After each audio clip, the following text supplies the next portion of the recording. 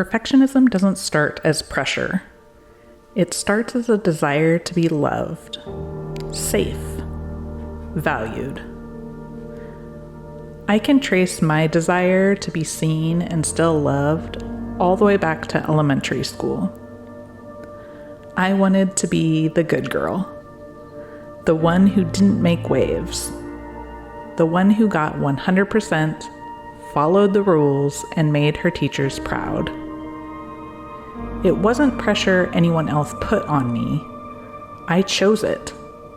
Because deep down, I believed that if I was good, really good, I'd be safe. I'd be seen. And I'd be loved. And it worked. I got the praise. I got the attention. So much so that my second grade teacher asked me to be a flower girl in her wedding. I wasn't just a good student, I was a good girl.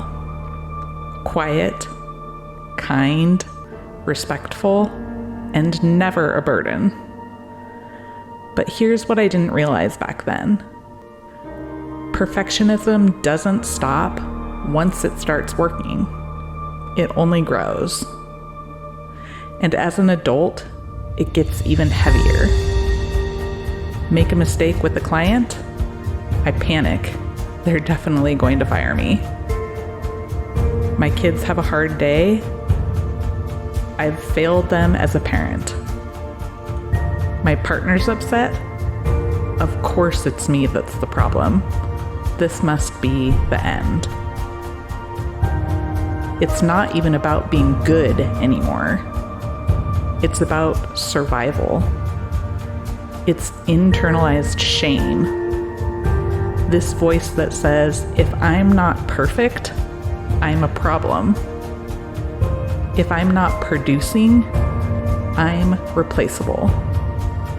If I have needs, I'm too much. And the wild part, I don't hold anyone else to that standard, yet I hold it over myself like a weapon. Recently, I was at church and I caught myself performing again, wanting to be seen as good. I sat up straight, nodded along, made eye contact with the pastor, trying to prove that I was present, that I care, that I belong. But the truth is, no one else was watching me. No one cared whether or not I was being good. It was just this invisible standard I placed on myself. And for what? That moment helped me see it all a little more clearly. This black and white thinking. This belief that I'm either all good or all bad. And it's not even mine. It was passed down by people who were too afraid to live in the gray space, too scared of emotions they couldn't understand, too uncomfortable with the messiness of being human. And over the years, I've been peeling off those old beliefs, one layer at a time. Because I don't want to live in black and white. I want to live in screaming color, just like Taylor Swift said.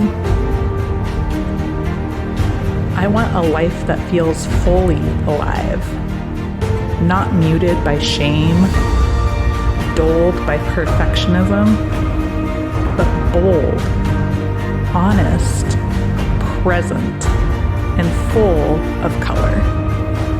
One of the ways I shift myself out of shame and back into truth, weirdly enough, starts in the shower. I let the voices in my head say everything. Every mean, irrational, exhausting thought.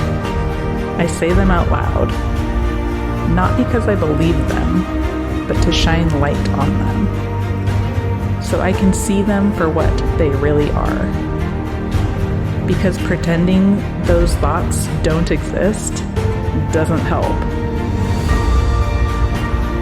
And shaming myself for having them that just adds fuel to the fire. So when I speak them out loud, I bring them into the light. And once they're out in the open, I can ask myself, is there truth here? Or is this just an old lie I've been carrying for too long? Then I imagine washing all those lies off my body and down the drain forever. What's left is truth. My truth. And it sounds like this. I'm not perfect, but I'm real. I'm honest, I show up, I care, I create, I contribute, and I have value even when I'm not producing a damn thing. If I could go back and talk to that little girl in 2nd grade, the one who believed she had to be perfect in order to be loved, I'd tell her something like this. Perfection isn't the goal. Being the most authentic, true version of yourself is. You're not here to be an emptied out, watered down, polished up shell of human. You're here to be the most youest you can possibly be. And that's where true perfection lives. Not in being flawless, but in having faith. Faith in who you were created to be. Faith in your voice, in your value, in who you're becoming. The truth is, the transformation happens in the mess, in the hard moments, in the lessons learned, in the times you spoke up instead of shut down. You don't have to be perfect to be powerful. And honestly, you'll be so much more powerful when you finally accept that you were never meant to be perfect in the first place. Your message comes from the mess. Your healing is in your honesty with yourself. And the most perfect path is the one where you walk in alignment with your true self, next to God, exactly as He created you to be. Shine light on your truth and watch perfection lose its power.